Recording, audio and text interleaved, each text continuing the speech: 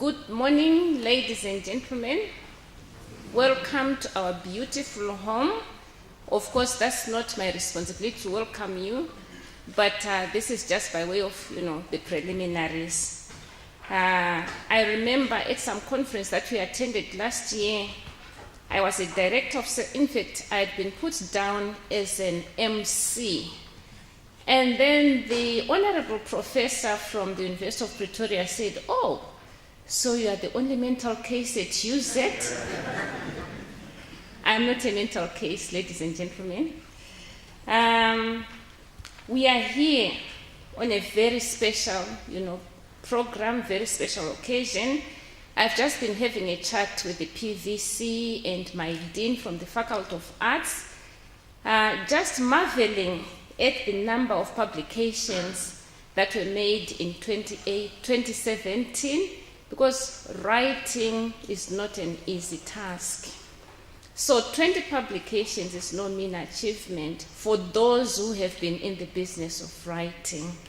At this juncture, may I call upon the chairperson of the Publications Committee, Professor Stolenyang, to give the welcome and introduction remarks. But as she walks to the microphone, yes, it's the microphone, may I make a special, give a special form of welcome in a very naughty way that Prof. Mashiri, Prof. Moati now attach, to this lady standing up here.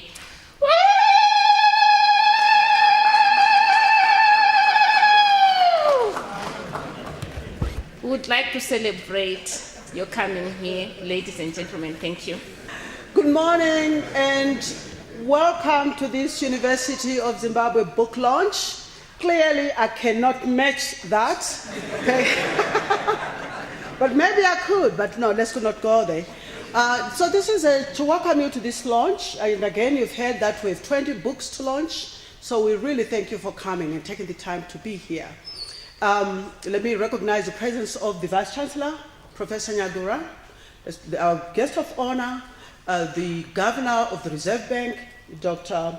John Mangunja, and another distinguished guest as well, Mr. Adowe, who is the President of the Institute of Regional and Urban Planning. Then I recognize our Pro-Vice-Chancellor, Professor Mashiri. I recognize the registrar, I don't know that he's joined us yet, Dr. Mtongoreni. Then I recognize our Mistress Master Director of Ceremonies, who's already made their presence well known here. I recognize the presence of Mrs. Chikonzo, the librarian. Recognize the presence of deans, directors, heads of institutions, chairpersons of departments, members of council, if they're amongst us here, members of Senate, the university, members of staff, and the university at large, and then indeed our distinguished guests. I understand that they're librarians from various institutions who've been invited here. So again, welcome. And therefore, this occasion we're marking today is the University of Zimbabwe Publications book launch. And with an eminent and distinguished Master of Ceremonies, I dare not compete any further. So I'll stop my welcome remarks here and welcome. Thank you. Thank you, Prof. Stolle, for the warm welcome. At this juncture, going by our program, we are going to have remarks by the authors. We have made it possible for us to have this special occasion that profiles not only our faculties, not only the University of Zimbabwe, but also our country and nation. From their publications, we actually noticed that the UZ is not just an ivory tower, a hub of knowledge production, wealth creation, and of course, problem solving, if we go by some of the titles of the books that we have. And on that note, may I call upon Professor Chabata? You have 3 minutes. And we are going to use the modern chronometer, not the African sun. Thank you. Thank you so much, Director of Ceremonies. Actually, 3 minutes is quite mean, because if we consider the amount of work that went into this book, I would need probably a day or two to talk about it. Our book is titled Zimbabwean Naming Practices, and it takes a sociolinguistic approach. This is a book that we co-edited with Professor Mashiri and Dr. Mamvura, and authors are actually drawn from UZ and other universities in the country. The book actually looks at names, and people would just wonder, a book on names. Names. Yes, it's a book on names, and the approach here is to say names are not just linguistic labels. You say, we hear people saying this is Chabata, but it's a form of identity, yes. But why would we spend all our time to write about names? We are saying names are not labels. Names are a history on their own. You look at a name, place, be it a place name, be it a personal name, be it a nickname. It's a short history. It's more like a short but huge history, actually summarized in that small linguistic level. So we are saying, for us to understand ourselves better, we need to understand our names. For us to understand our names, we need to understand ourselves better. That's all we're doing in the book. Thank you so much. Thank you so much for coming up with such a wonderful publication. And the next, we're talking earlier on, the Province said UZ's ranking is now at number 14. And I was overwhelmed. And how do we get that ranking without guided research? And I think this is where Professor Makwara's publication comes in so handy, because research is very scientific, and for us to get that kind of recognition, we do need the support, we do need the guidance. Prof. Makwara, would you like to come and speak a little bit about your book? Thank you.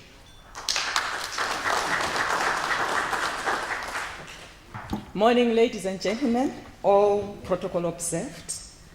About 3 years ago, the Vice-Chancellor tasked me with coming up with a guide that would assist postgraduate students to successfully complete their degrees within the shortest time possible. I'm really happy today that the postgraduate guide on thesis writing and supervision has been published and is one of the books that are being launched today. At the just ended postgraduate workshop, that was last week, I recall marketing this particular publication and telling the participants that it begins right at the beginning and ends right at the end.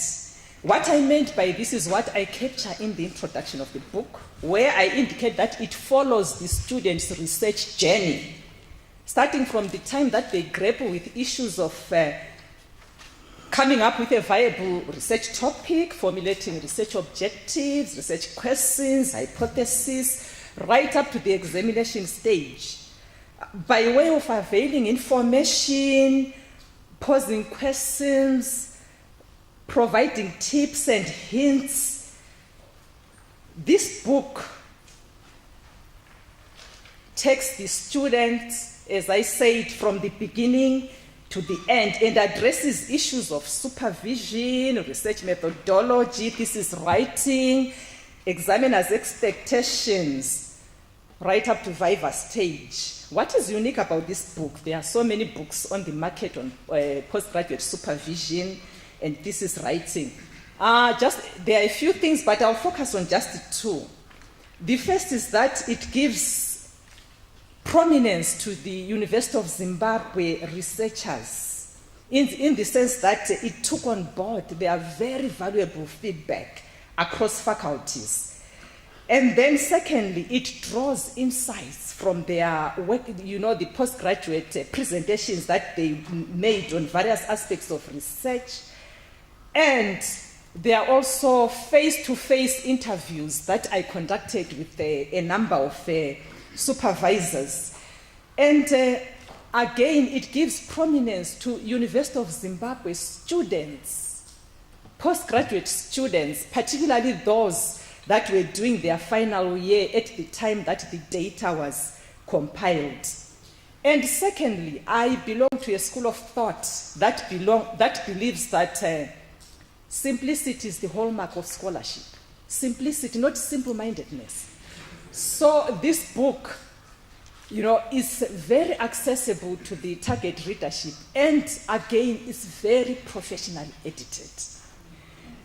What am I saying? I'm saying this book is a must-have, which means it's a must-buy for all of us gathered here. Postgraduate students, their supervisors, examiners, and even those that are aspiring to register for postgraduate studies. And finally, I understand that it is very affordable. At least I'm reliably informed that it's cheaper than a kg of beef. Therefore, I expect that we'll market it widely and that all of us gathered here will get a copy. Thank you. Thank you, Prof. Makwara, for giving us that summary about the book. How many of us would like to get the book? How many of us would like to get the book? I was going to expect, every hand to be up. I expect each one of you, when they leave the auditorium, we have our, salespeople in the foyer. All you need to do is just to swipe. And you pay, it's something like, how much is it, Prof. Makwara? Last time I bought it was 15, I don't know.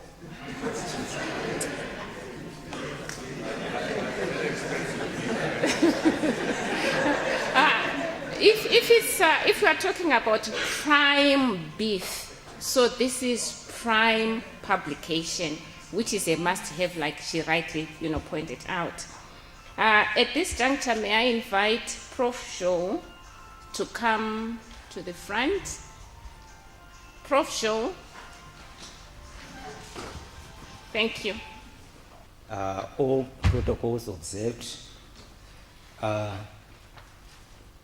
I'll be presenting on 2 books, so I just wanted to explain to the Master of Ceremonies that I will be using possibly 6 minutes. The first presentation is on the book Evolving Issues in Public Administration and Governance in Zimbabwe, which was co-audited by Gideon Zhou and Alfred Nema. The book is presented at a time when public administration and governance systems across the world have undergone far-reaching reconfigurations in line with paradigmic changes in the global development discourse. So this 10-chapter book, with contributions by Joe Gideon, Alfred Nema, Tawanda Zinyama, and Hadlife Zoushe, was inspired by the need to celebrate the 60th University of Zimbabwe anniversary by explaining to the university community and the world at large what public administration is as a field of study and a practice. The book was also inspired by the need to highlight the centrality of public administration in national development processes.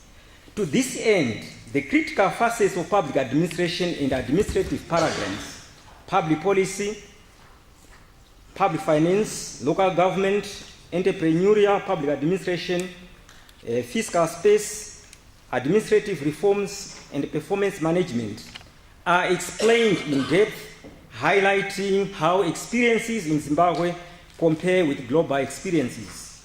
So this gives a comparative edge to the book. The book should enjoy wide readership among scholars, academics, university students, and practitioners in the area of public administration, management, local government, public finance, and of course development studies. So I am not aware of the price of the book, but I'm sure it is within your reach. So I present that book to you.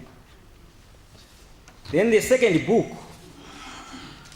ladies and gentlemen, is 4 decades of public sector management reforms in Zimbabwe. The author, of course, is Gideon Joe. So I will start, of course, with the background. Globally, the post-90s witnessed a global swing away from traditional mainstream public administration towards new public management and digital or paperless public management. This 74-page book responds to this by interrogating reforms that were adopted in Zimbabwe since the dawn of independence in 1980 in line with emerging global public sector management practices. So the first chapter, you will find it lays the foundation of the book by unpacking critical tenets of the global reform discourse, highlighting the conceptual, theoretical, and philosophical underpinnings, as well as the evolving trajectory. The second chapter interrogates the ecology, public sector management nexus. The main concern here was to underline how obtaining socio-economic context can either facilitate or limit the pace and impact of reforms. Then chapter 3 reviews civil service reforms. You may be wondering why we focus on civil service reforms. It is because the civil service is the central administrative machinery through which national policy objectives are accomplished. So once you focus on the civil service, you are bound to capture much related to public sector management reforms. The fourth chapter examines reforms in the public enterprise sector.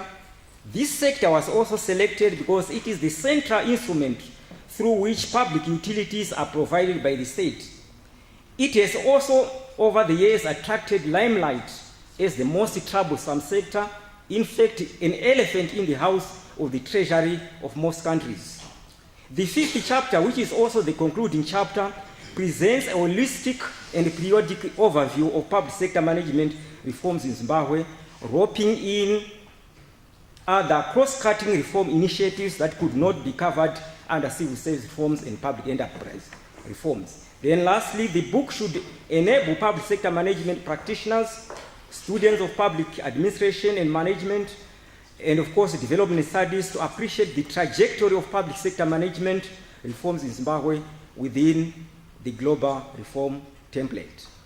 I'm sure I'm within the stipulated 6 minutes. Thank you very much.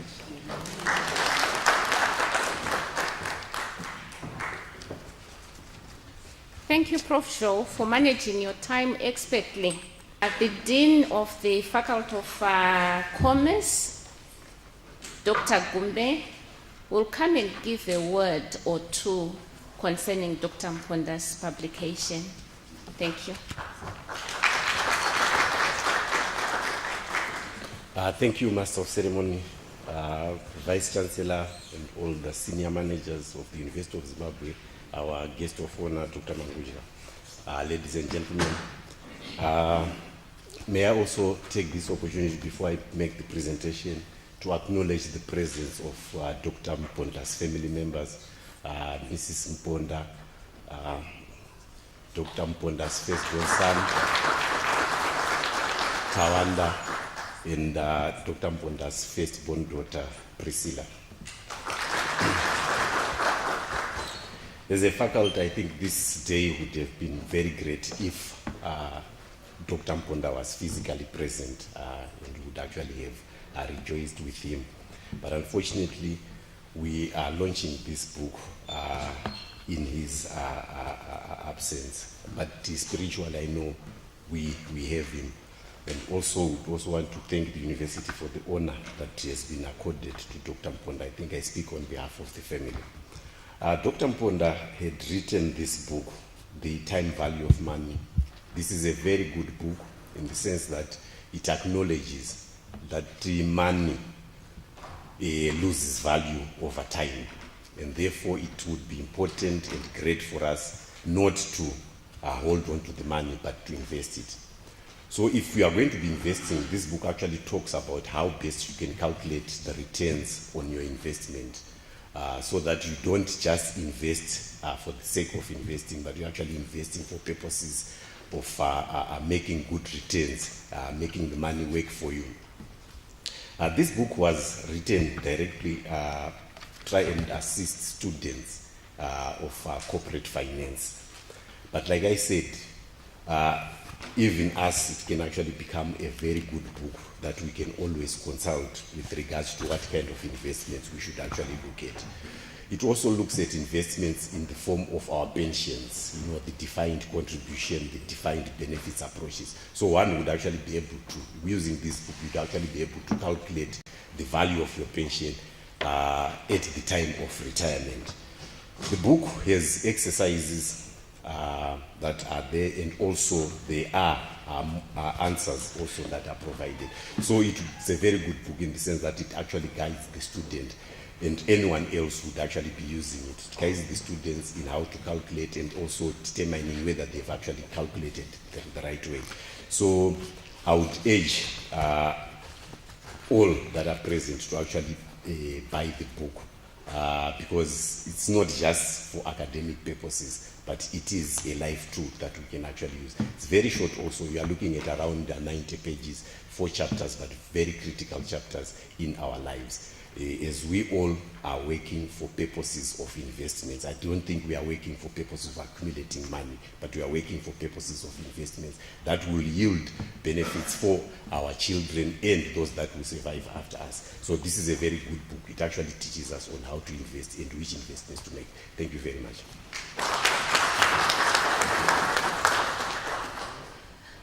Thank you, Dr. Gumbe.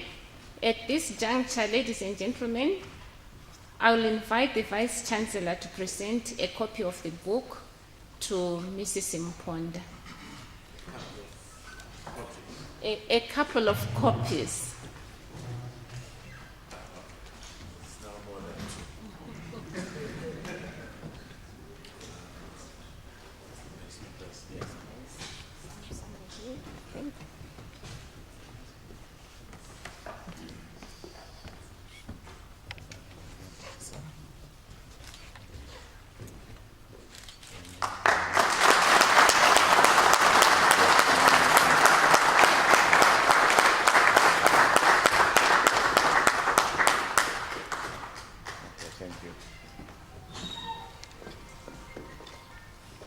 Mashita Prof Nyagura, Mashita Mai Mponda nekuuya nekunga muri pakati pedu panguva yakanakisisa zvakadai. Tatenda.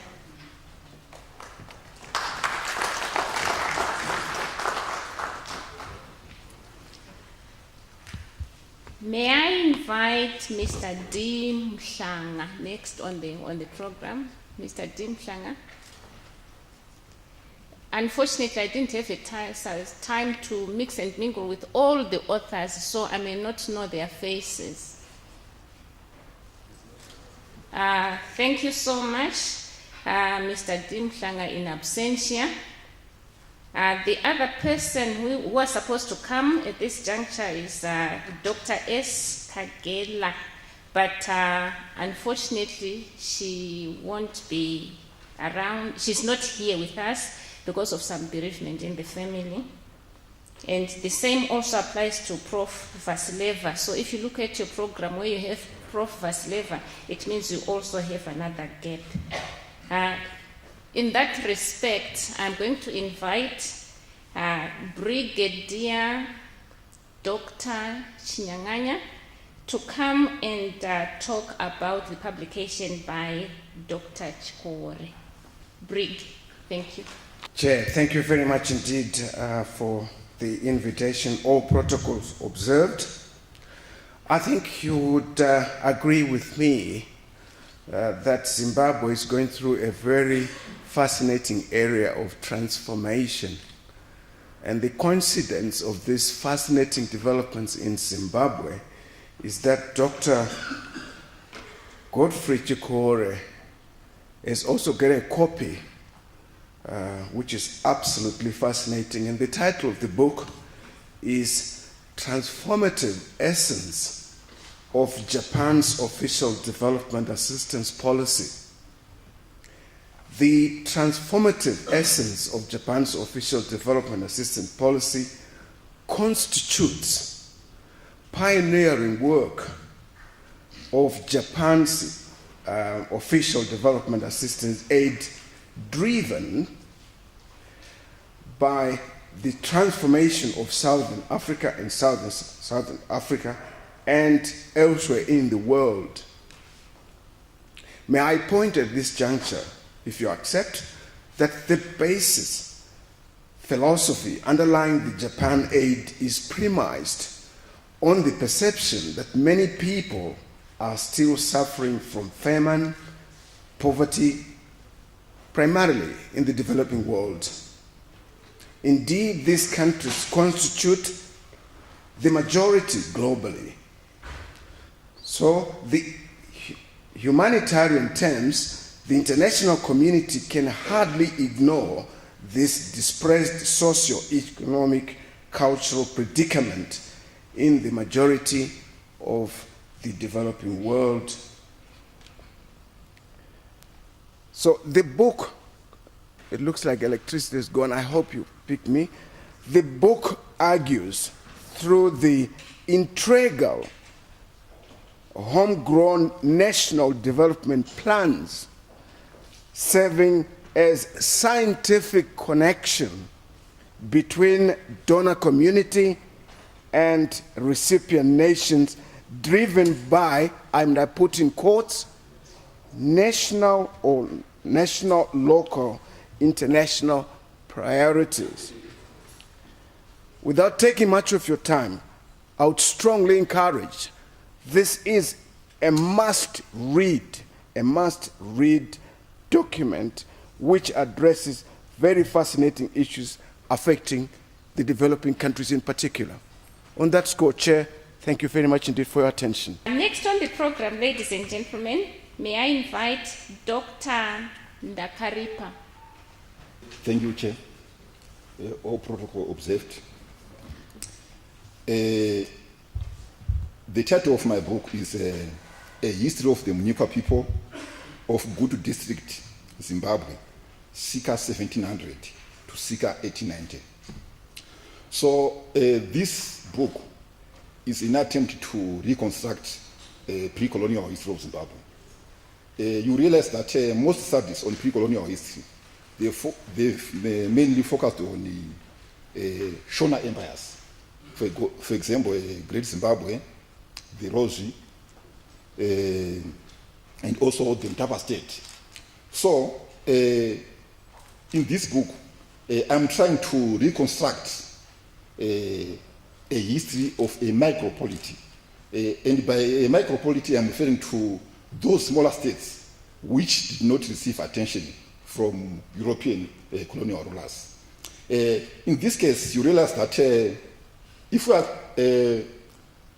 reconstructing the history of modern day Gutu district, most people they are aware of what is called the Gutu Rufura chiefdom, but they are not aware of the more genealogically senior polity, which is called the Mnyika polity, which is in the southeastern part of Gutu district. So my argument in this book is that the current Gutu Rufura chiefdom was recognized by the Rozi and also by the British South Africa Company, which came in 1890. So another major argument which I'm making in this book is that within the Mnyika polity, there were what we called the non-ruling or the non-ruling totemic groups. And these groups, they had an important role which they played in the Mnyika polity through creating what we call the marriage alliances and also their own economic roles which they played in the Mnyika polity. And more importantly, I argue that the non-ruling totemic groups in the Mnyika polity, they coordinated external diplomatic relations. And these diplomatic relations, they ensured peace and stability within the Mnyika polity.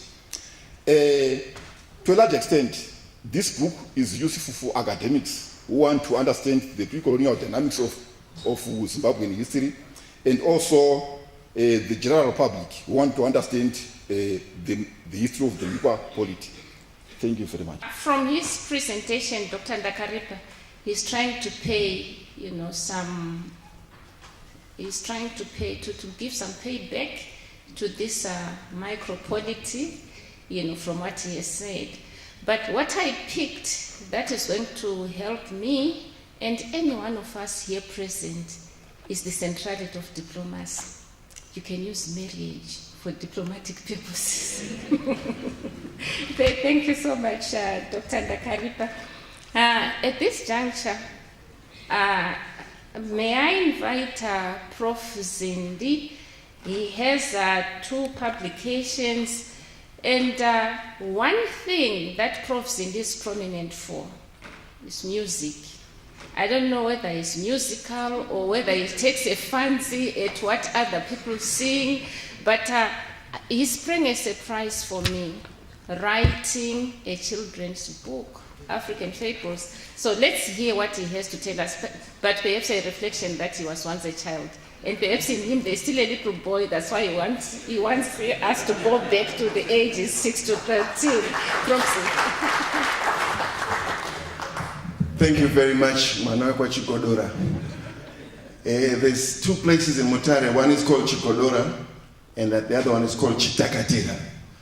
And wherever you go in those villages, you are greeted with a ululation. Come.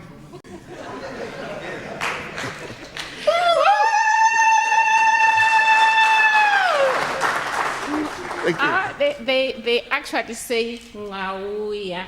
Thank you. Thank you very much. I love that. I don't know why you decided to call me a musician. I've always wanted to be either a gynecologist or a psychologist. Anything ending up with a gist is what I prefer. I even attended Dr. Chris Barnard, I don't know if you know that guy, who used to be a heart surgeon in South Africa. And during his burial, there was a big casket, and on the casket, there was a big heart drawn at the front. And people started murmuring, why did they draw a heart? And they said, well, because he's a heart surgeon. And the other surgeon next to him started laughing. He said, so what are they going to draw on my casket? He says, what are you? He says, I'm a gynecologist. Ladies and gentlemen, I've got 2 books to present.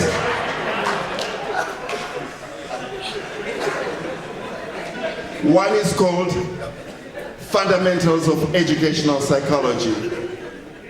Believe it or not, apart from the music angle, which has been portrayed as my forte, this book here, Fundamentals of Educational Psychology, has got everything to do with psychology and education.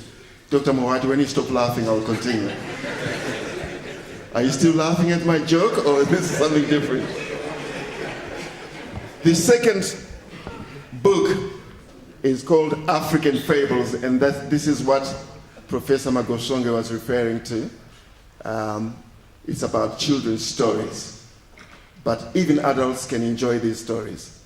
I'm going to read you one of these stories. You've only given me 3 minutes. Well, it's 2 books, and I'll just use 2 minutes to read the story. Can I borrow your glasses? It's called The Hare and the Lion's Cubs. The hare, Prof. Nyagura, what's the problem?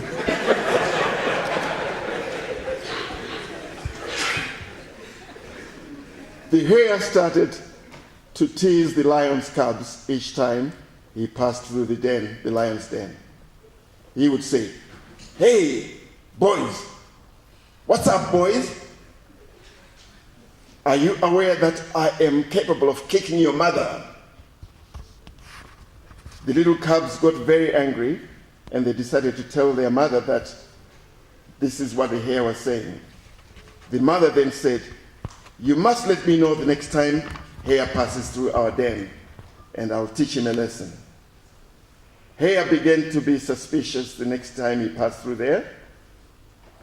He suspected that the lion's cubs had told their mother about what he had said. Hare thought deeply about what trick to play in order to trap the lion if she decides to attack him.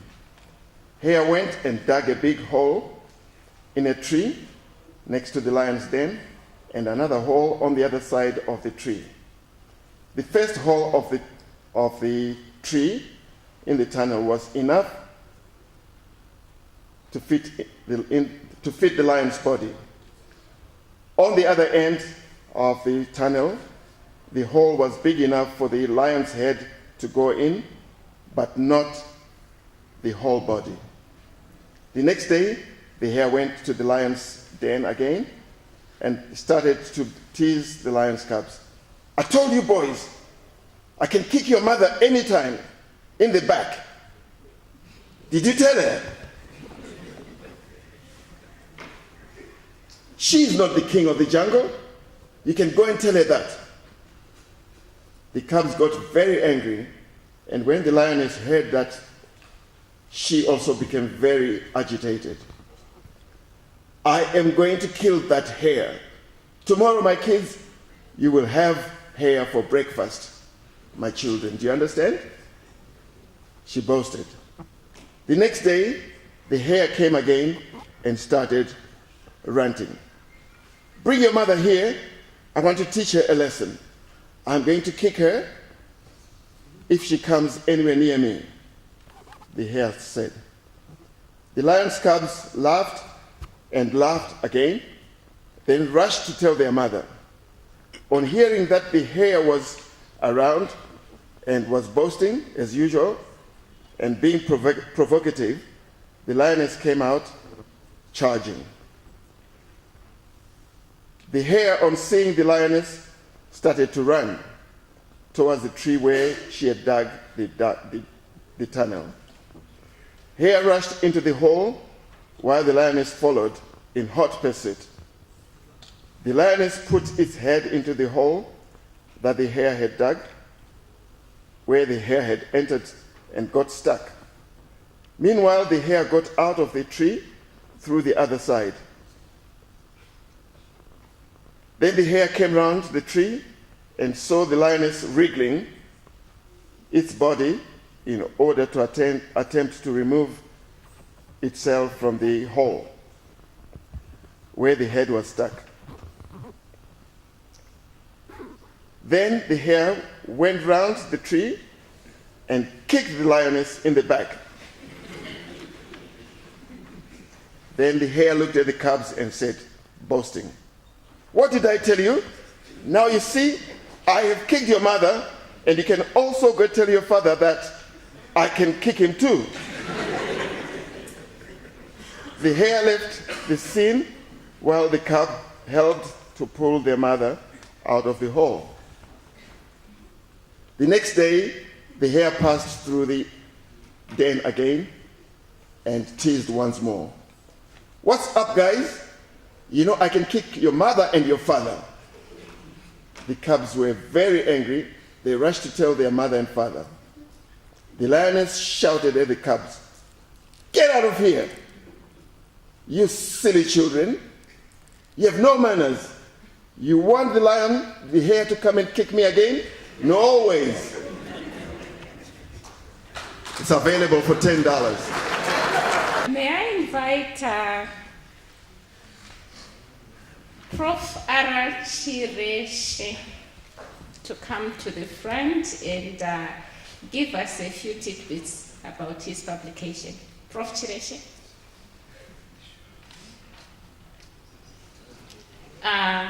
It appears he's not around. I wasn't going to comment on the name, but what I remember when I got married, I remember the marriage officer then saying, "Ukarora Chireshe, niyo wa Chireshe ofuti."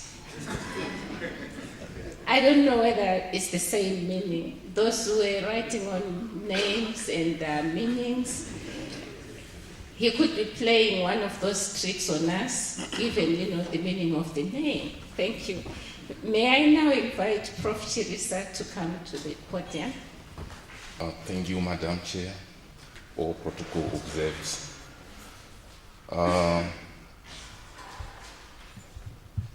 We are here to present our book, which is entitled Zimbabwe, Agenda for Sustainable Socio-Economic Transformation, Critical Perspectives and Debates in Public Policy. Of course, without this subtitle, someone thought we were the ones who authored Zim Asset.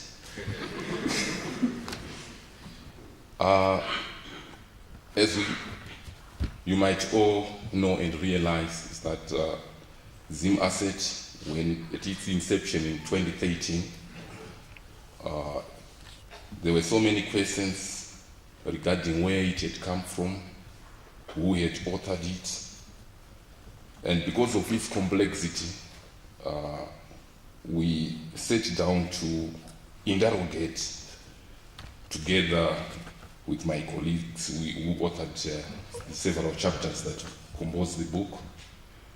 And I then invited also Dr.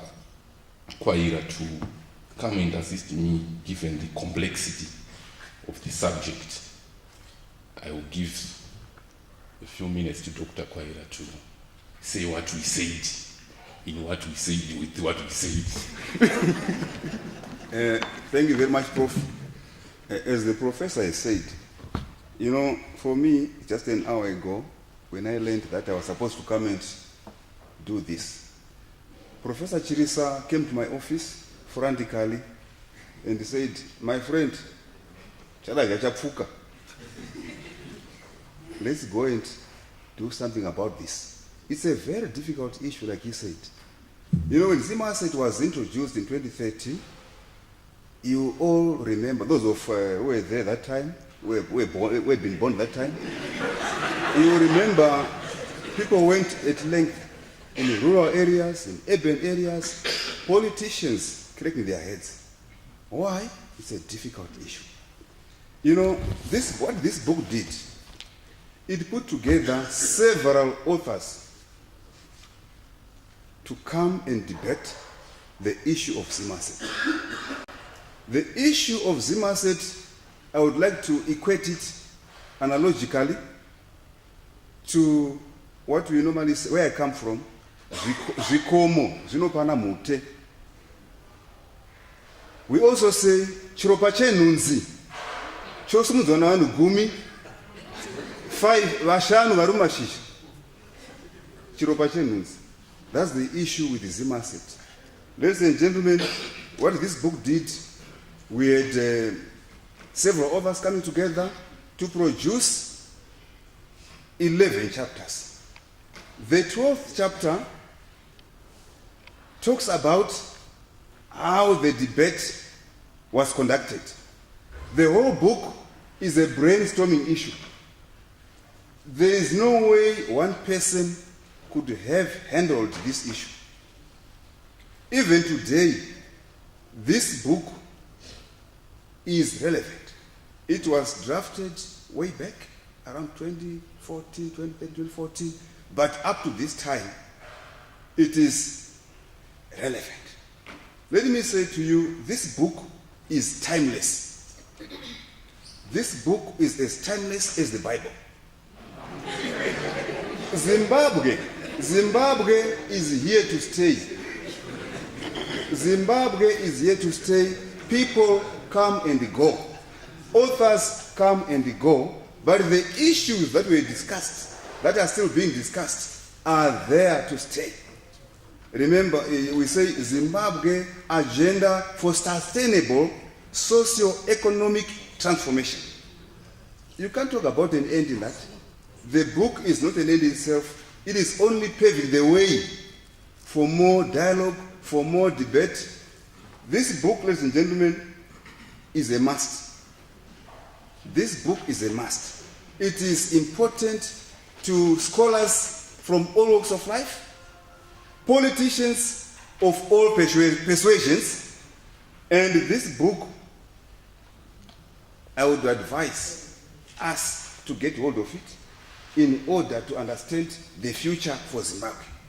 As it is, the struggle continues, and we are likely to see more contributions to this issue. Thank you, ladies and gentlemen. Dr. Chikwaira and the Timeless Book. Sorry, Dr. Kwaira, yes. Thank you for the correction.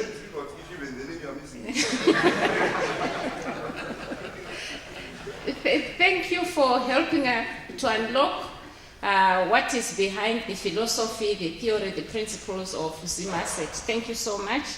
May I now invite Prof. Makochekanwa, if he's around. If he's not, may I invite Prof. Manyeruki.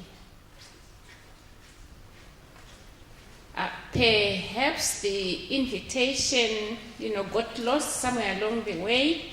May I now call upon Dr. Nema,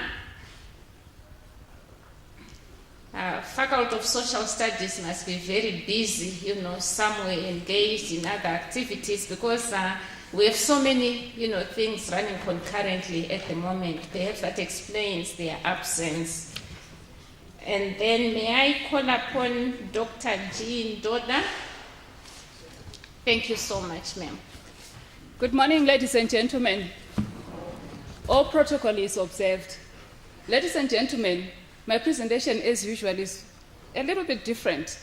How many of us conduct rituals at any given moment in our lives? May we just show by raising our hands? Any ritual, in the way you understand it, how many of us conduct rituals? Okay, thank you very much. For those of us who raised our hands, we are the people that conduct rituals in a Christian way. Those that didn't, Kunganga, Kumapostori, you name it. My conversation today and what this book is rallying about is on strategy and structure, which is a ritual that each and every organization from government to the private sector engage in. Because if we don't conduct that ritual, it means we cannot manage the performance of our organization. The book is entitled An Overview of the Tourism and Hospitality Industry in Zimbabwe and the World. And it's partly an extract of a doctoral thesis that was presented to the University of Zimbabwe in 2010 by myself. What was the motivation of writing this book? I'm looking at a situation whereby the book is an embodiment of a living passion to make a difference in the tourism and hospitality sector, as well as the education and training field, where we are visualizing Zimbabwe as an entity within a region in terms of tourism, and the region is Africa. And compared to Africa, we have the rest of the world, most of it probably developed.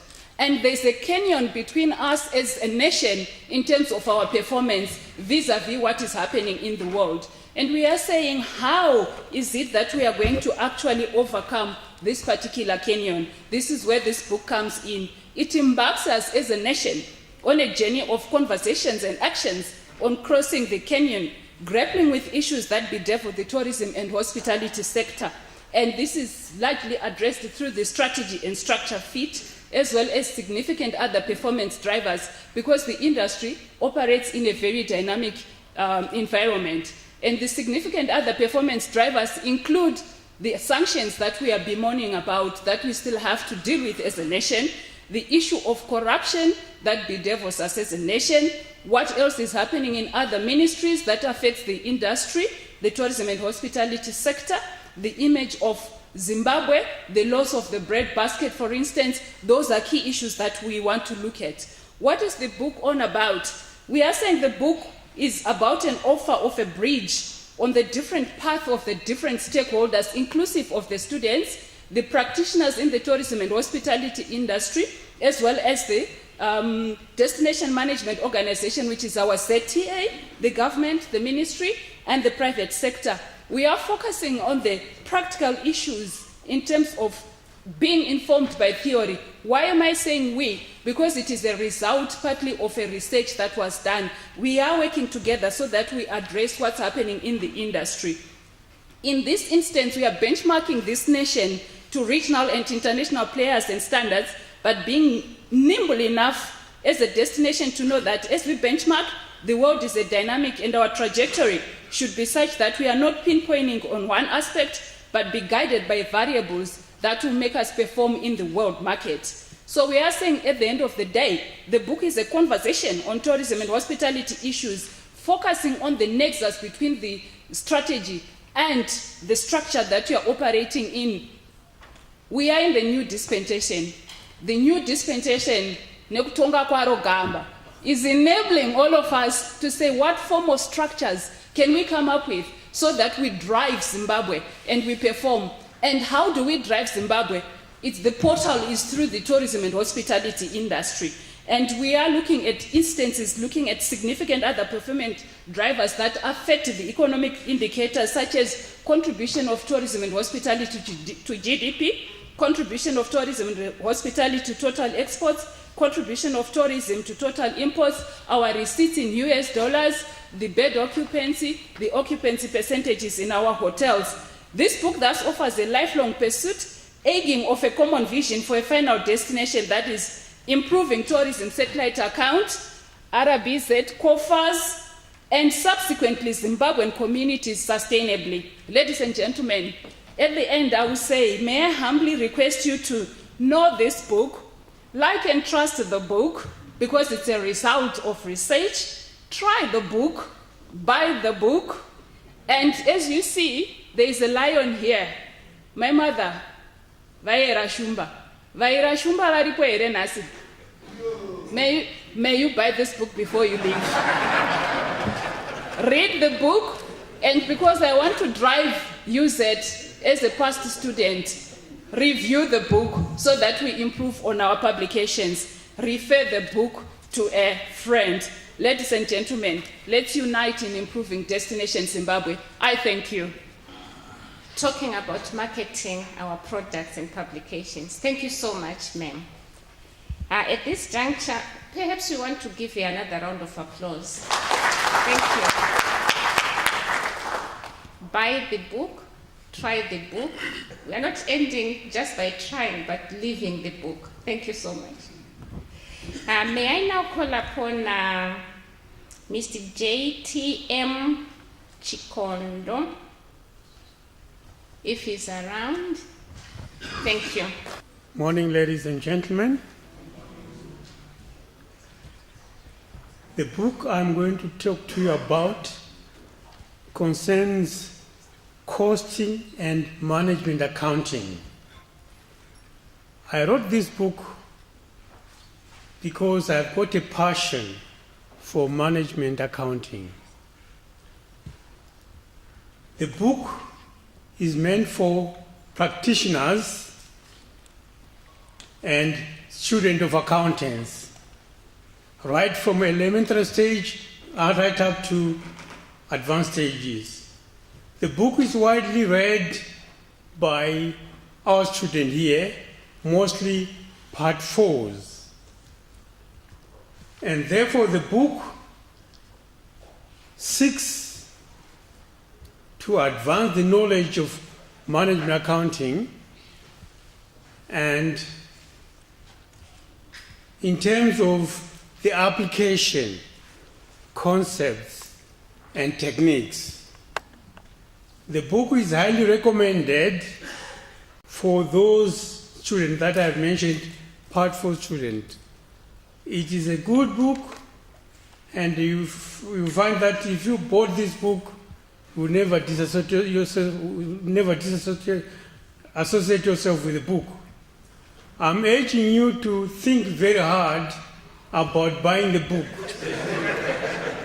The book talks about management in particular, and then the providers of information, who are the accountants. So, in that context, you think management and then think style when you present the management information. I've also written 2 more books, one on segmental reporting, and the other one is auditing committees. Those books are worth reading. Like I say, they'll be very well nice done for your library, if you have got a library at all at home. Thank you very much. Yes, talking about blowing your own trumpet. Thank you so much. So those who haven't written, we should take his example, just, pluck a leaf from what he has just done. Yes, we are, launching this one, but just in case you didn't know, I also have some that I've authored. Thank you so much. May I now invite Mrs. G. Mushonga, soon to become Dr. Mushonga, managing diabetes. This is now theory, research, into practical, implementation on our day-to-day lives. Thank you, Mrs. Mushonga. All protocol observed. I would like to start off by quoting, not verbatim, but what the Honorable Amai Auxilia Mnangagwa said, that for social economic development in Zimbabwe, we need healthy people. I'm sure you all heard that. So today, I'm coming to you with a book entitled Managing Diabetes, a Zimbabwean Diet and Exercise Manual. It is a book talking about diabetes. It's one of the non-communicable diseases that the health sector is facing, or it's a challenge that we are facing. And diabetes, it is a disorder, and it can cause people not to be productive. That's why I said we need productive people, and to be productive, we have to be healthy. So this book advises us on what to do when we are diabetic. It also advises us on what diet to take. And on that diet, it's not only based on the Western type of diet, but we've also included the indigenous foods that we have, so that people may say, I cannot afford for this, I cannot afford that. But because we have indigenous foods that we can use. And it's not only meant for diabetic people, it's also meant for even other people who are not diabetic, because it gives you how to eat healthy and to stay healthy. I want to end by saying that the risk in health is not knowing your health status. Thank you, ladies and gentlemen. Thank you so much, Mrs. Mshonga. Eating healthy, living healthy, and knowing your health status. Thank you so much for the tips. At this juncture, perhaps you may want to know the price ranges of the publications, if you may take note. The book by Dr. by Dr. Ndakaripa is $15. The one by Dr. Ndoda, $25.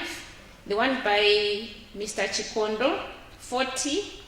The one by Prof. Chireshe, $15. The one by Prof. Vaslevo is not here, $25. And then Dr. Nema's book, $18. Prof. Jo, the first book, 4 Decades of Public Management Reforms in Zimbabwe, $15. And then Prof. Zindi, Fundamentals of Educational Psychology, $15. African Fables, $12. And then Managing Diabetes, the Key to Your Health, the cheapest, $7. So is the simple, accessible things in life that make us healthy. And then postgraduate guide on thesis writing, 15. The complete auto CAD navigator for spatial planners, 15. Impact of dollarization on Zimbabwe, 25. Time value of money, 18. The next one, transformative essence of Japan, 18. You really can do statistics, 8. And now you really can do even more statistics, 8. Zimbabwe Agenda for Sustainable Development, Prof. Chirisa and Company, 18. And then Zimbabwe Search for Sustainable Development Paradigms, Dr. Nema, 18. And then the last one on names. So you go and do some research if you want, just a shortcut to knowing, anything about your history, your name, and so on. That's the book to buy, and it's only $20. Thank you. The guest of honor, the Governor of the Reserve Bank of Zimbabwe, Dr. Mangwenja, the Pro-Vice Chancellor, Research and Academic Affairs, Professor Mashiri, senior university management, deans of faculties here present, members of the University of Zimbabwe Publications Committee, directors of institutes and centers here present, colleagues from the academia, the chairpersons, and all members of the university community, and any distinguished visitors that we have, ladies and gentlemen.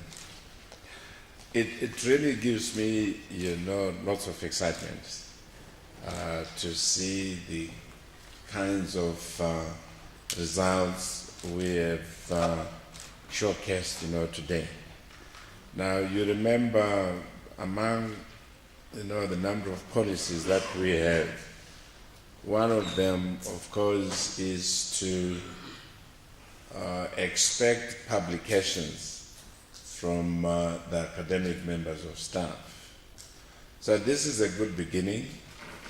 The numbers are still small.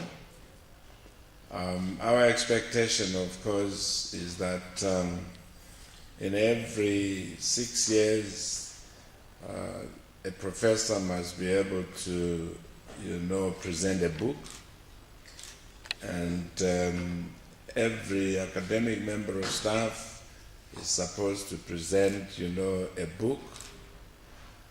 And so I'm not sure whether the policy is working or we are beginning to, unpack it and then try and, make contributions. If we want to be among the best, universities on the continent, and in particular to be in the top 10 universities on the continent, then we need to increase our output in terms of knowledge generation and knowledge, creation. Right now, we are perceived by those who do the measurements to be on the 19th position on the continent, so that's a big jump from where we were perceived to be in 2017, where, the numbers ranged from 48th position to 68th, position. And so to sort of leapfrog from those high two-digit numbers to a smallish number of being 19 on the continent, that's quite a major milestone in our achievement. If we remove the north, part of Africa, that's the Arab world, on the continent, then the university is in the top 15 universities in sub-Saharan Africa. We are sitting on the 14th in that position. The reason why I'm mentioning these figures is to motivate us to think more deeply about where we want to be, in terms of perceptions by people outside, Zimbabwe, and even outside, the continent. Now, internationally, we were viewed to be somewhere, in the 4,000, range. But beginning this year, that has changed. I'm talking of world rankings. We are now sitting on the position 1538. So that's a big jump, from 4,000 to, 1,538. But the challenge is that we need to do more work. That's the challenge to everyone. We need to do more work. We need to contribute to generation of knowledge. We need to disseminate the knowledge, which is why we're here, today. We also need to be recognized within the institution as, prolific researchers with visible results that also have an impact in terms of solving the social challenges, that we have as a country. And so the 20 books we are launching today is an improvement on the figure that we had in 2016. I think we had about 14, books in 2016. So it's a good jump, but it's too modest. If you look at, the number of academic members of staff that we have. So why should we think seriously about contribution to knowledge creation, knowledge generation, knowledge dissemination? We turned 63 years old on the 11th of this month. So just a few days ago, the university turned 63 years in existence. So the question is, what is it that we have to show for the age that now marks us? We are the oldest institution, and we are perceived internationally to be the best university in the country. We would like to be among the top 10 best universities on the continent, and that's where we are creeping towards. We would like to be among the top, maybe 1,000 universities in the world. So those kinds of visions, both nationally, continentally, and even regionally and internationally, require us to think, with much more bigger dreams. We must not think of small dreams. We want, bigger dreams, translate the dreams into activities, translate the activities into products, and translate the products into sellable goods and services. And that is now the kind of thinking that must go on in the institution. You are aware that the University of Zimbabwe is chairing the transformation of higher education for industrialization and modernization. I think that's an honor we have been given. And that means we need to translate that honor into goods and services, like the goods we have produced, today. These are goods because we're going to sell, the books. So they're goods that we have produced. And that is the future of the institution. If the institution has to reduce its dependence on the fiscus, then this is the way to go. And we need to intensify, this kind of an initiative in order for us to, create more revenue streams to the institution and to the individuals. That, I think, is important. So we must now begin to think in business terms, and we must coin those business visions into refined academic processes, and then through the process of innovation, we turn, those into sellable products, the goods, and, the services that our communities cherish and like, to buy.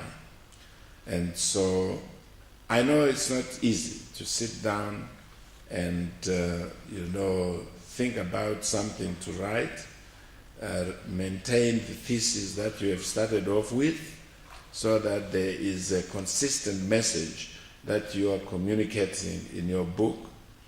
But that is part of the new kind of, thinking that the UZ must, adopt. We must adopt the capacity to create useful visions, and then we need to discipline ourselves. We need to show passion in what we are doing, and then we need, obviously, to refine our intellectual minds in order to produce acceptable goods that people, will buy. And so those who have done that, I say to you, congratulations. This is a major milestone, not just for yourselves, but for the institution. So well done.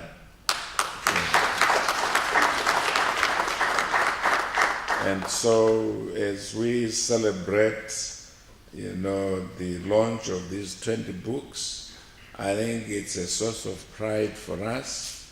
It's a source of new energies, for us. It is also a source of motivation to our students. And most importantly, we are making a mark on the international, scene. And so let's, team together, let's work together. And I know together we can transform UZ to what we want it to be. The responsibility is for everyone, not just for one person. All of us have the responsibility to make UZ the best, university in the country, and to put it into the top 5 universities in sub-Saharan Africa, and to put it among the top 10 best universities on the African continent. And let us aim to be even among the top 500 universities in the world. So it gives me a lot of pleasure, excitement, to declare the launch of the 20 books, officially done. I thank you very much. Can I ask Professor Stolenian to come and assist with the process? We want for you to cut the first pile over there. I think our scissors is over there. No, he is launching. He actually does that. If you can actually, you are just supposed to watch me do it. Yes. And if we can have Governor Mangunjiga to come and also grace our, so that the foreground and background of our picture becomes even better. So who's getting what? So if you can just cut the one to the left, to my left, yes. To your left. Yes, that one. Yeah. And then cut them. These books are going to run away. Cameras are here. Oh, the cameras want to see the books running. Can you also?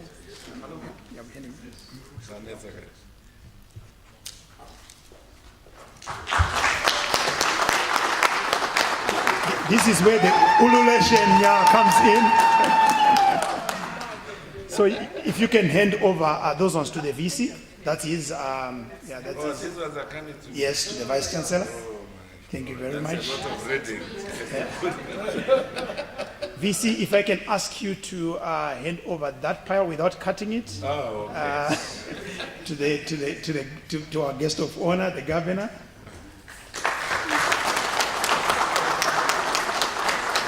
And I would also want to invite the library, represented by the librarian, to come and get their share of the loot today. Not kwa do pisaka we are mudle. Yes.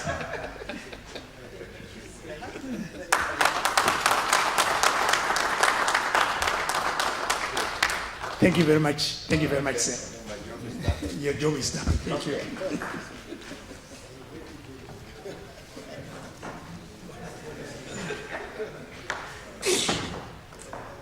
At this juncture, I'll call upon our governor, the governor of RBZ, Dr. Mangunjiga, to come and give us a response. Thank you, sir.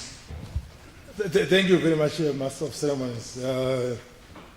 The Vice Chancellor of the University of Zimbabwe, Professor Negula, the Chairperson of the Publication Committee, Professor Stole Nyang, I hope it's correct, Pro Vice Chancellor, Professor Mashiri, Professor Makoswengo was here as the mental case, as she put herself since morning. All members of the university fraternity, professors, deans, chairpersons, directors, and lecturers here present, ladies and gentlemen, I would like to start by thanking Professor Nyagura for inviting me to celebrate the launch of these 20 books, which, as I understood from the highlights, are well-researched and well-written books. And of course, I'm so proud to be here because in this lecture theatre 400, we used to have our lectures here.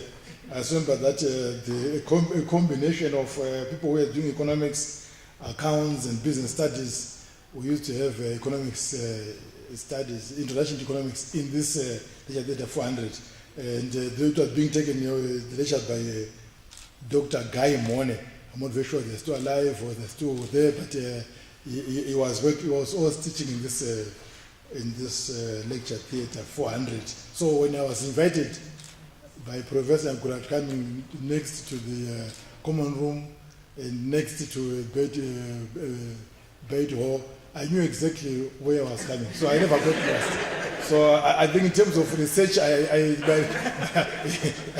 don't done my research. So 20 books is a no mean achievement. I think we need to say to ourselves, we did it and we did very well. Congratulations. When it comes to the board of research, this university, the University of Zimbabwe, is unmatched in this country. Already the Vice Chancellor has spoken about the number or the position of the university in Africa. It means that the other universities here in Zimbabwe, they still have some work to do to catch up with themselves. That one is true, and we need to get anything for that. I'm very happy by the results of the homegrown board of knowledge presented in the books that have been launched today. You were speaking about the names of places, names of people, names of dogs. I said our dog, which we had before, Komtambara, yainzi Reyandive. Reyandive. These names, so when the professor was speaking about names here, I was thinking of our dog also, yainzi Reyandive. So these dogs, the names are there. So I hope that the name of that our dog is also in the book. So I shall read the books that I have just done. I think it's very, very important. So I think after going through the book, the one that I read, this book here, The Impact of Dollarization on Zimbabwe, you know what? I was quite thrilled. It's well written, and big results which you can relate to, well documented, the effects, the impact that has been put in this book, one can see them. We can feel them. From non-performing loans in the banking sector, what happened to them and what caused them, foreign direct investment, to politics, to theology. I don't know that the dollarization impacted the theology, churchy, the way it is documented here. What the writers here in this book they referred of praying and paying. I read that with interest, of praying and paying. And I said to myself, what is this? That's the theology. That's the impact of dollarization on theology, on churches, Pentecostal churches. It's all there. It's not me who wrote it, but I read it and I could assimilate myself to it. So the book which I read on the impact of dollarization, it challenged my mind, and at the same time it moved my heart. Why did it move my heart? I read in one of the sections where they talk about the impact of dollarization on the church. And I want to quote what they wrote here. Say, if you send in your seed of faith, that is sending some money after sacrifices, God is going to have your mortgage paid off, some money deposited in your account without you knowing about it. Find you a job and pay all your bills. If you are shy to come here to the pulpit or podium, just deposit your money in the following church account. Numbers, so. And you witness a miracle that will shock you. It's all about the dollarization. It's about the impact. So some people are making money out of this dollarization. And then I said to myself, so it touched my heart, that way, I wish if we knew that the dollarization was making other poorer, others, people richer. That was my interpretation when this was already this thing. So it touched my heart, and I was quite happy that this one is coming to as evidence-based, and research is very important. It therefore changed my heart, and it changed my mind and moved my heart, because some of the various sectors impacted by dollarization were not even aware that they are being impacted negatively the way it is done. Allow me, Vice Chancellor, to state that well-researched papers are critical for the economy, including Zimbabwe. Any economy in the world, including Zimbabwe. They are good for policy making, and they contribute to the body of knowledge. It's very critical, as opposed to rely on baseless and research rhetoric which I find in this country. People here, they just believe that by saying things in the newspaper, and then before they do the research, no evidence-based, and they all make a statement. It's dangerous. It has become fashionable in Zimbabwe to do so. I think with these books that I've read, which have been signed, I think we need to come up with Zimbabweans, to come up with well-researched papers, which will then help us to develop our economy, more so under the new dispensation. The quantitative and the qualitative methodologies employed in this book were quite appropriate for analyzing the impact of dollarization in Zimbabwe. Well done to the editors, Professor Marco Chekani and Professor Charity Manyeroke, and all the writers that have done in this book. I think they also deserve a round of applause. Thank you very much. They didn't come here to present their own book, but after reading it myself, I can say that it's a good sale. You can buy it. It's a good buy. You need to buy it. I think I heard that it's $15. For $15, I think you can pay more because it's good information which will help us to build Zimbabwe. It would be remiss on my part, VC, if I don't add to that board of knowledge by highlighting the operational challenges that Zimbabwe faced at the commencement of dollarization, and which we continue to face up to date. These challenges are so important that they need to be understood. Sometimes they are misunderstood in the economy. But then we need to just spell them out. So the challenges that we continue to face and which we faced during dollarization were as follows. The first one, transition to dollarization was not planned.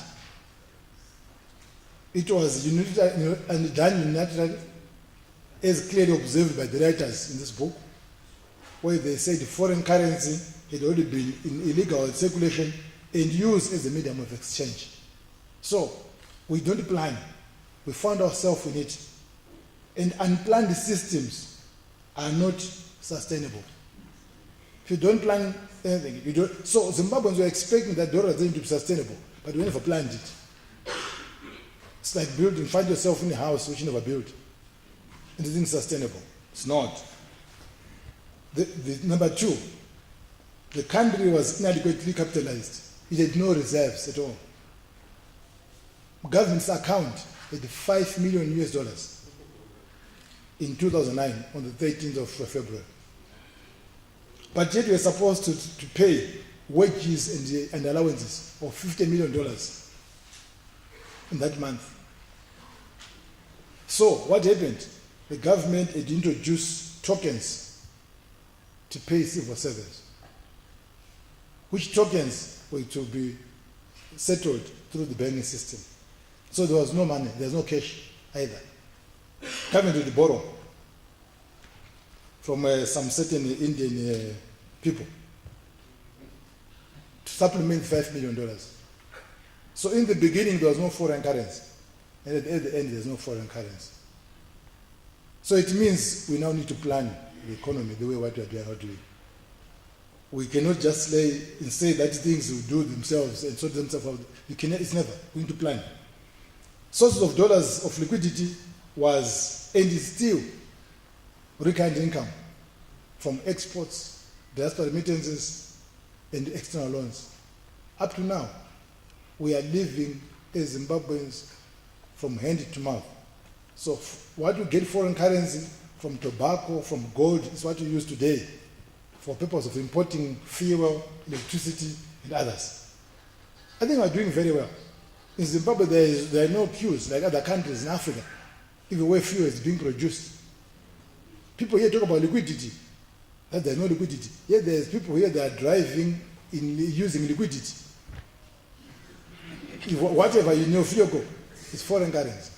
Whatever you eat as cooking oil in your homes, at your homes, that bottle of cooking oil has got 60% foreign currency. We are importing crude soy oil. We don't produce soybean enough here to produce our own cooking oil.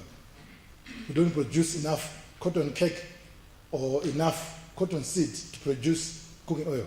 So electricity we're importing 300 megawatts from Expo, South Africa.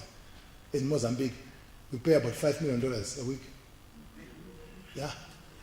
That cooking oil every month is $20 million that we spend. Fuel, we spend about $70 million a month. We use 135 million liters of fuel in this country. And that fuel, if you use it at 55 cents or 60 cents because fuel gone up, you see that those figures are correct. And that's what we use every day in this country. So we are a net user of foreign currency. So when you say you have no liquidity, it means as a reserve bank, as a government, we now say the opportunity costs. Do we import more cash to provide money in the ATM machines, or you import fuel for people to drive their vehicles and to do business? That's opportunity cost, which you face every day in my life, every day in our lives as a central bank. We need to make those decisions. We need to make that call. Do you go without electricity and import cash to put in ATM machines so that people take the cash and then take it out of Zimbabwe? Foreign currency should be for foreign payments. It's called foreign currency for foreign payments. But here, because we're using foreign currency also for domestic payments, you find that the burden is skewed to the system. End of the day, that's why you've got these challenges which are facing.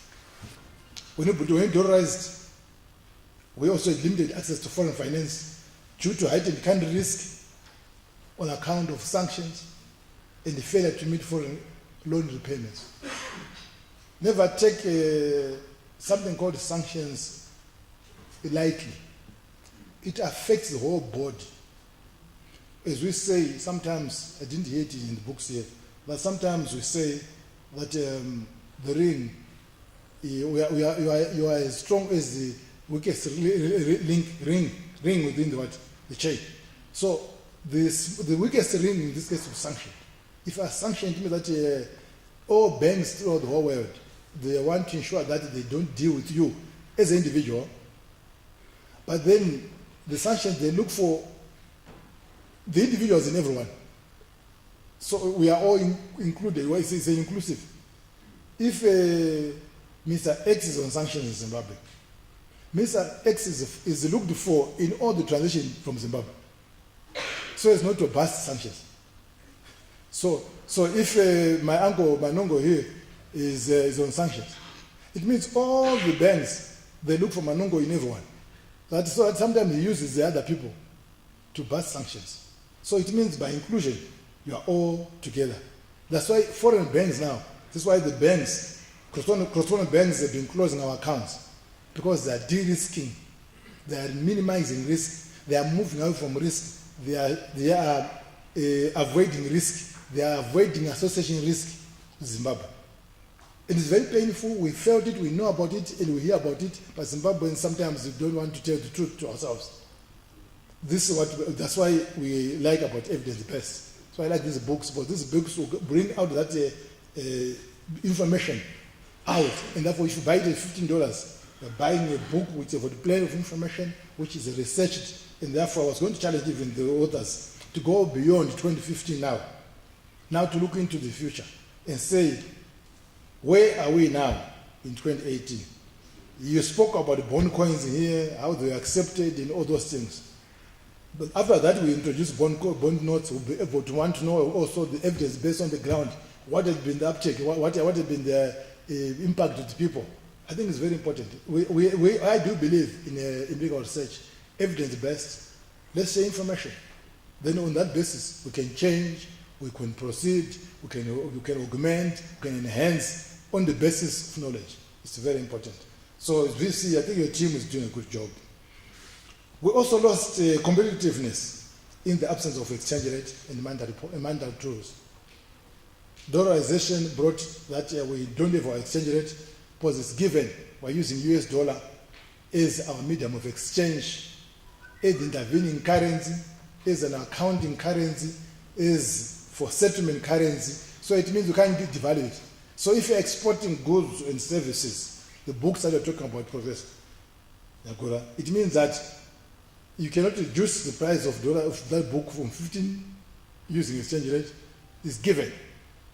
And therefore, if you are in an economy like Zimbabwe, a small economy like Zimbabwe, a 14 or 16 billion dollar economy, where budget is $4 billion, which is lower than the other companies in the world's revenue, you know what, you cannot control the economy.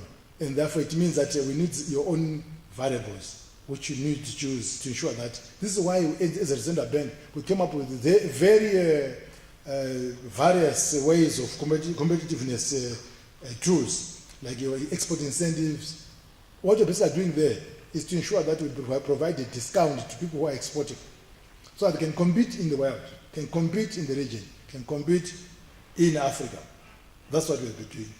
So each time we're under dollarization, a central bank which is under dollarization is supposed to do many tools to ensure that the economy remains afloat.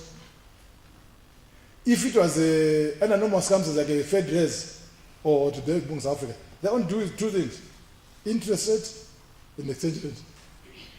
Everything else will come to will just come into line.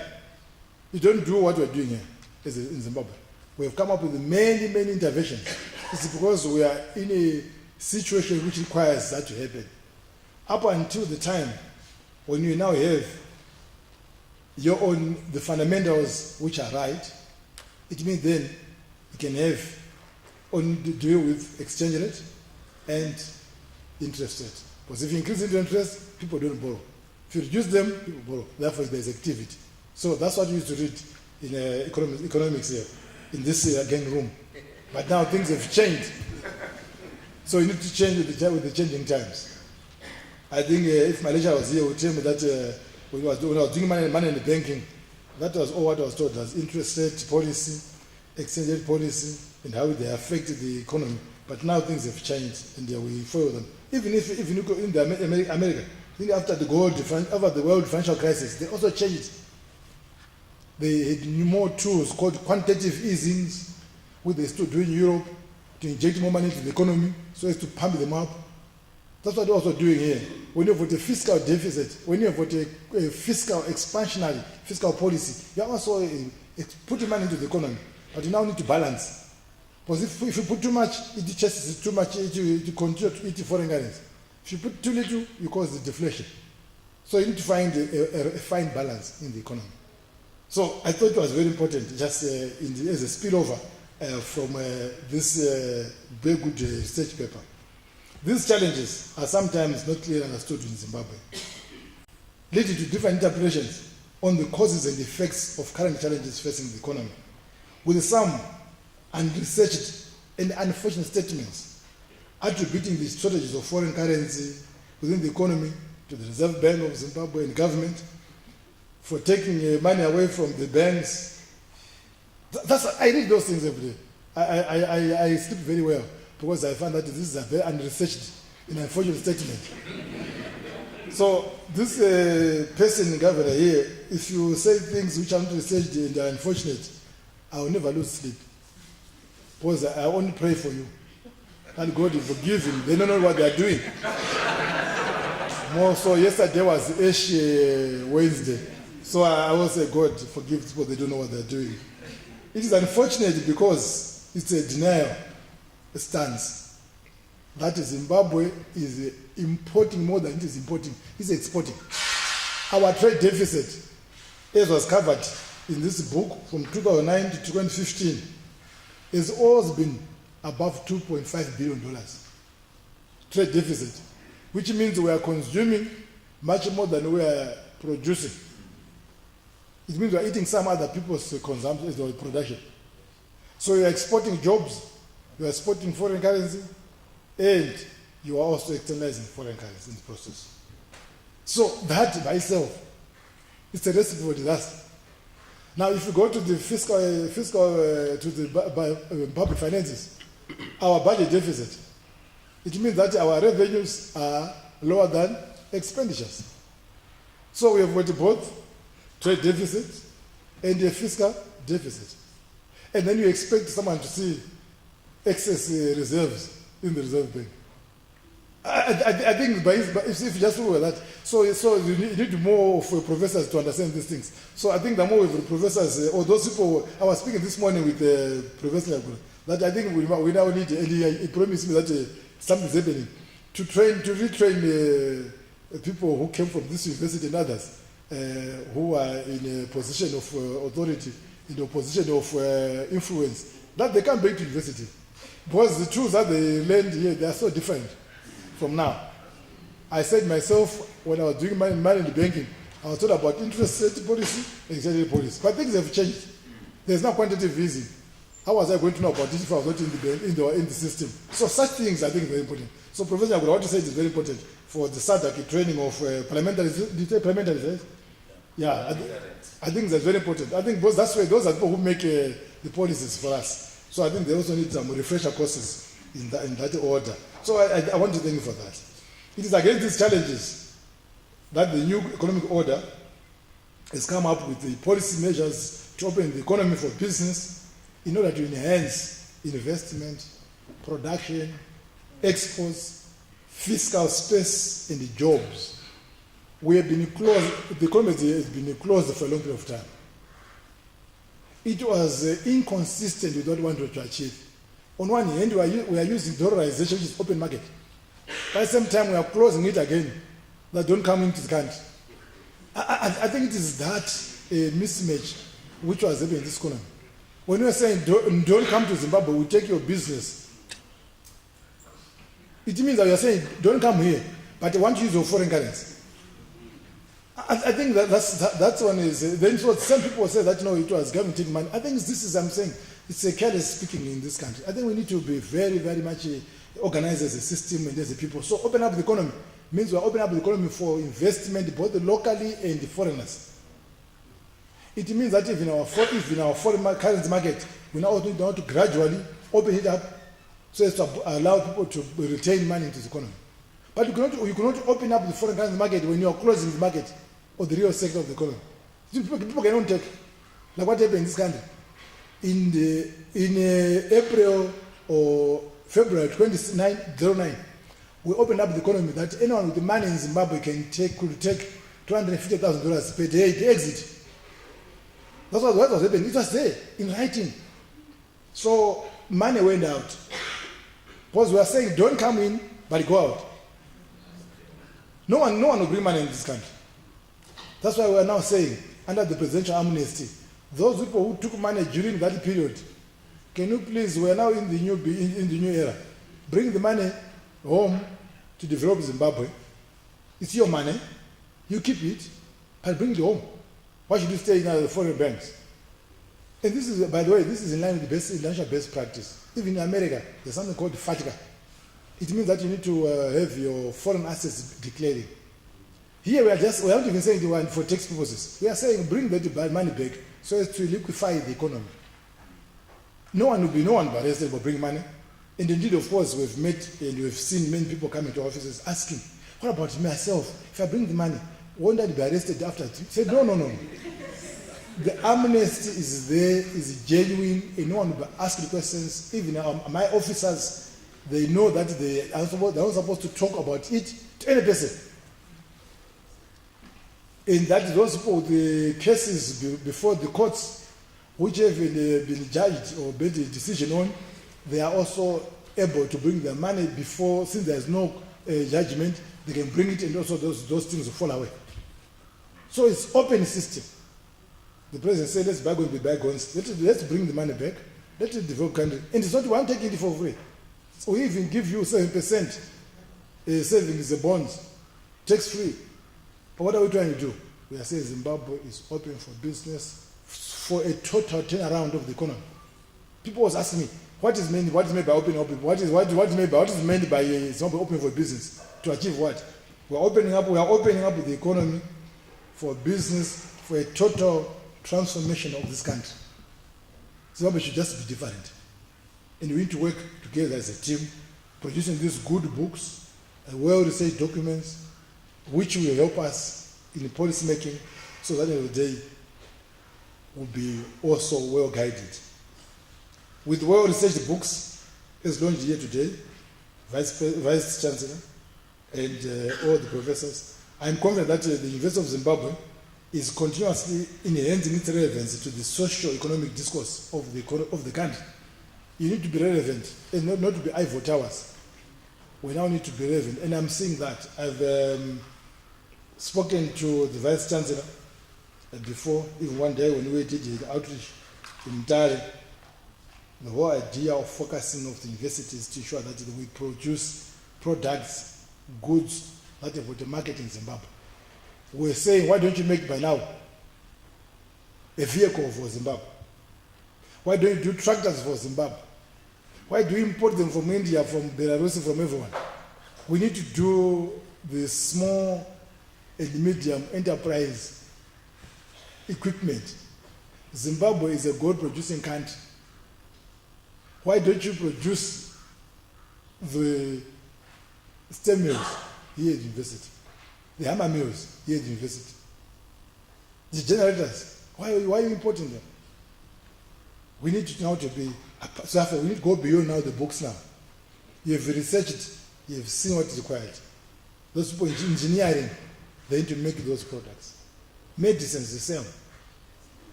Other countries are doing it. That's why we're importing them. That's why they exist. So we need to ensure that we continue to be relevant in Zimbabwe's economy. I want to thank you for inviting me, Vice Chancellor, and the whole group and the university. Congratulations to those who have written the books and us also who have come here to participate in this occasion. May God bless you. Tatenda, siyabonga, asante sana. I think an incredible round of applause for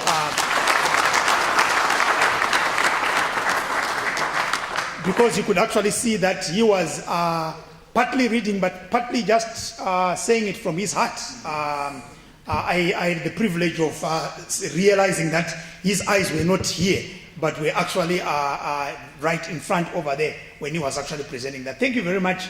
And I think the challenge has actually been thrown. Additional evidence-based books, but not only that, additional evidence-based products, which have to actually come from here so that he can have additional sleepful nights from us. At this juncture, I am calling upon the PVC to come and give us a vote of thanks. MC, thank you very much. Talking about books and lecture theatre 400. We used to have our first year history lecture here with Professor Zobo. And there was a book by Bohen which he loved very much. So one student borrowed it. She was called More Blessings, so she left it at Cassandra's.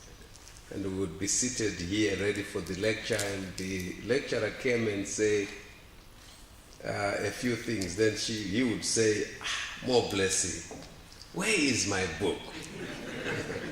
Then she would say, I left it at Cassandra's. Then he would say, go and get it. then we would have so many stories told to us until Boyen arrived. So when Boyen arrived, he would say, let us begin. Then he would start reading from Boyen. So anyway.